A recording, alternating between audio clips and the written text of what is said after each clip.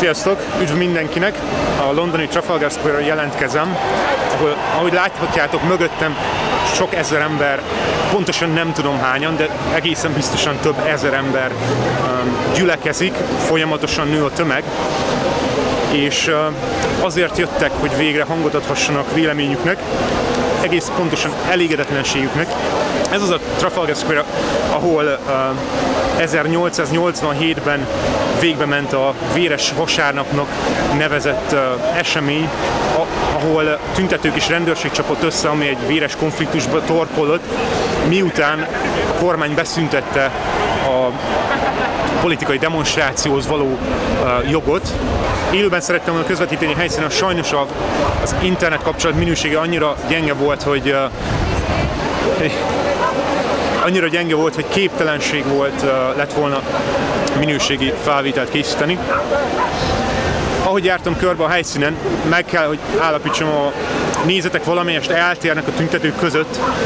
Sokan egyenesen átverésnek hívják a helyzetet, de úgy gondolom, hogy általánosságban kijelentető, hogy az itt lévők a megszorítások eltörlését és a korábbi életüket követelik vissza, és nem mindenki vírustagadó, vagy gondolja, hogy a király család tagjai alakváltó hüllők.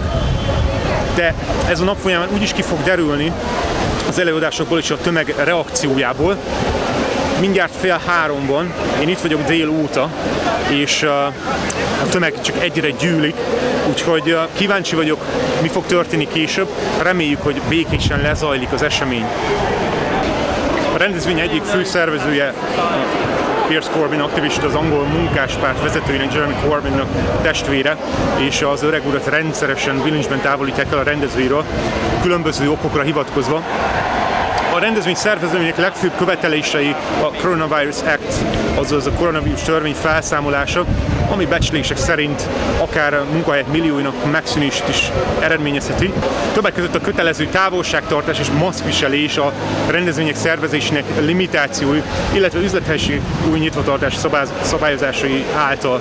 De nagyon fontos része a tüntetésnek az is, akárcsak Magyarországon, hogy a lakosságot felvilágosítsák a tüntetők az ellentmondásos és összefüggéstelen, sőt nem demokratikus, tudományosan nem megalapozott rendelkezések valódi mi voltáról. És az igazán nagy problémát az jelenti, hogy a mainstream média és a tudományos világ világszerte teljesen kizárja az ellenkező véleményt, és a hatóságok egységesen nemzetközi szinten hoztak döntést az emberek megkérdezése nélkül. Tehát egyrészt a tömeg nem volt megfelelően objektíven tájékoztatva már a kezdetektől, illetve mind a mainstream és a független médiumok többsége ugyanazt a narratívát közvetítette, egységesen elátkozó mindenkit, aki mert valami mást mondani.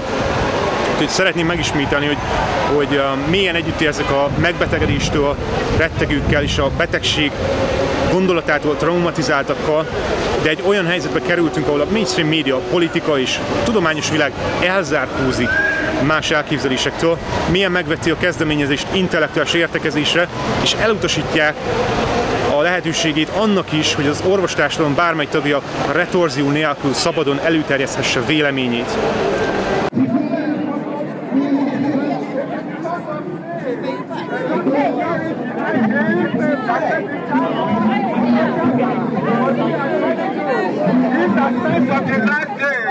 The pandemic, the COVID-19, it is time for the last day. The Bible tells us that in the last day,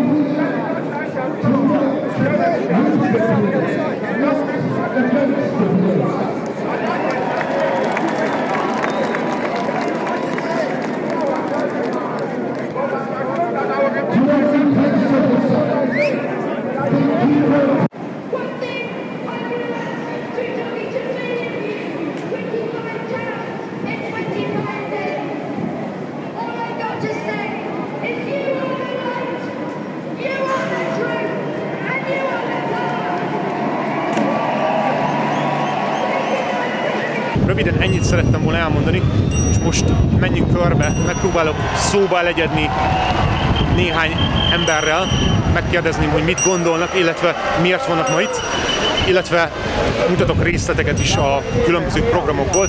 Itt leszek egész nap, úgyhogy remélem sikerül hasznos felvételt készítenem. Tarts velem!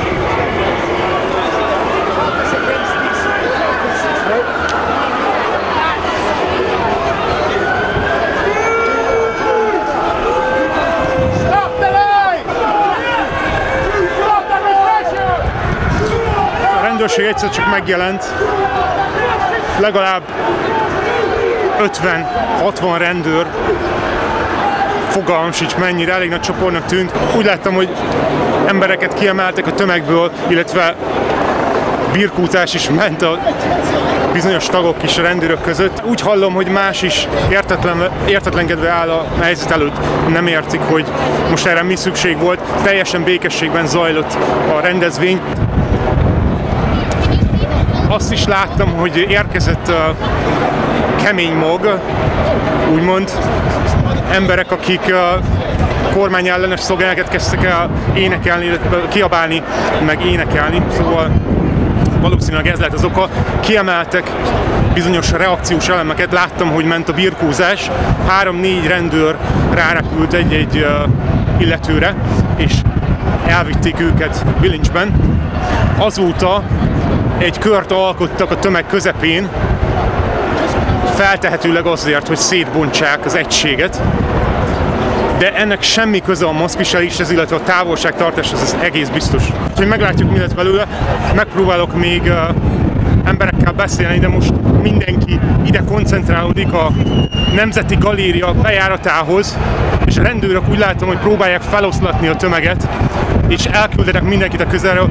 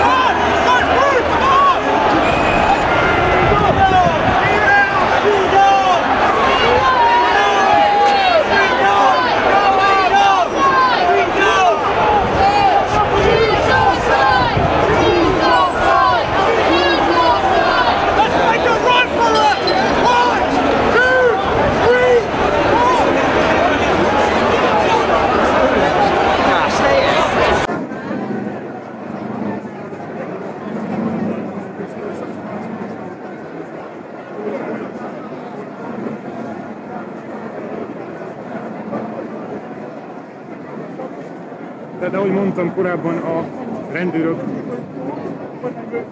ketté osztották a tömeget a Nemzeti Galéria bejárat előtt, és eltávolítottak néhány személyt, amennyire láttam, birkóztak a földön. Azóta viszonylag csend van, kisebb csoportok kiabálják, hogy choose your side, a rendőröknek választottak oldalt.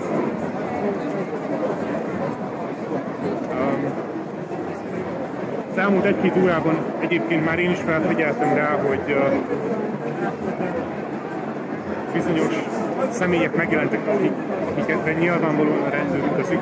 Azt tudom, hogy több külön busz érkezett Észak-Angliából, kifejezetten erre a rendezvényre, és ott a legrosszabb a gazdasági helyzet jelenleg. Látom, hogy a rendőrök megint mozdulnak. A tömeg szorítja őket vissza.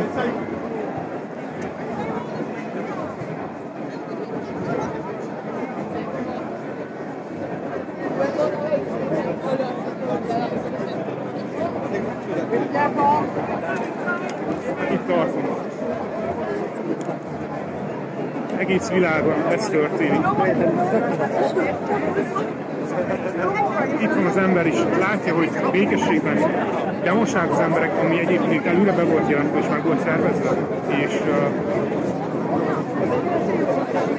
és ezt csinálják.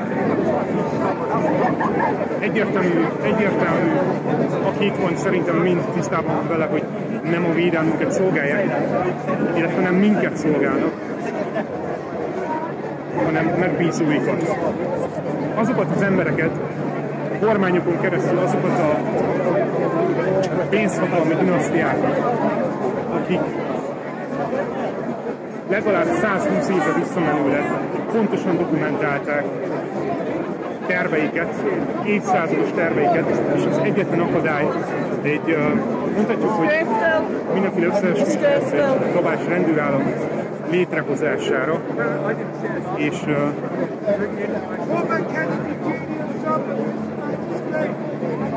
és aki ezt összeesküvés elméletet hívja, annak javaslom, hogy olvassa el akademikusok munkáját, akik az elmúlt 50-60 évben, sőt, az elmúlt 100 évben publikáltak a témában.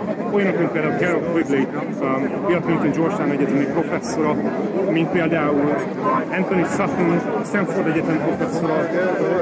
Korábbi videóinkban egyébként mindegyikről található részletes információ, illetve idézek tőlük, és a könyveiket és társadalmunkat érdemes elolvasni.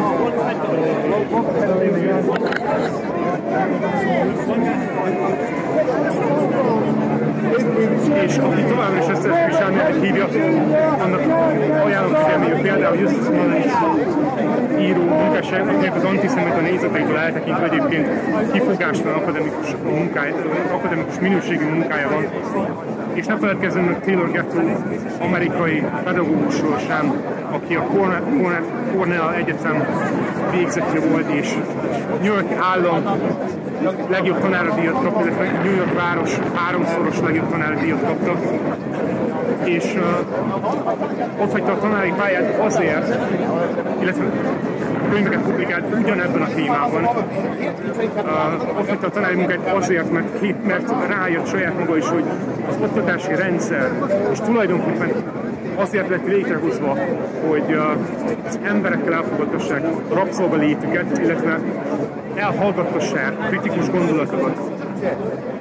Nem összeesküvés elméletekről ír, hanem részletesen publikált, részletesen tárgyalt és kiértékelt akademikus munkáról, kutató munkáról.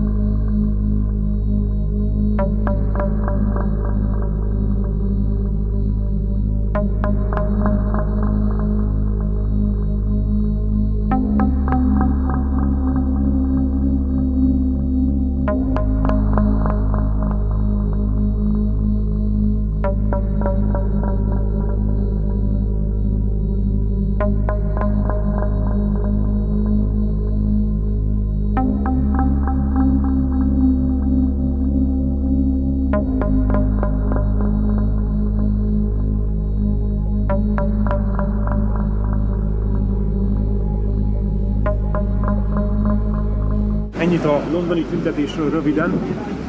A tömeg órákkal ezelőtt a Hyde Park felé vonult, én nem követtem őket, itt maradtam is, beszélgetésbe elegyedtem az itt maradtakkal. Mindannyian kettős érzéssel távoznak az eseményről, ugyanis egyrésztről boldogok attól, hogy ennyi ember össze tudott jönni békésen, és a kormány, illetve a világ tudtára adhatták véleményüket. Másrésztről elkeseredettek amiatt, ahogy végződött a rendezvény, ugyanis nem egy demokratikus rendszerre, politikai berendezkedésre val, ahol így kell véget vetni a bejelentett politikai demonstrációknak, illetve nem egy demokratikus rendszerre val, ahol az ellenzéket, az ellenzék véleményét, az ellenkező nézeteket mind a média, mind a politika teljesen figyelmen kívül hagyja, illetve elhallgattatja. Mind azon a véleményen vannak, hogy a kormány rendelkezésre a megszorítások nincsenek egyensúlyban illetve valós statisztikai adatokkal megbetegedést illetően. És sajnos egyikük sem optimista, sem Anglia, sem a világ jövőjét illetően a szabadságjogokról, a szólásszabadságról van szó. Remélem tetszett a videó, és ha igen, akkor ne felejtsd el megosztani családdal, barátokkal, és találkozunk legközelebb is, addig is sikeres tájékozódás!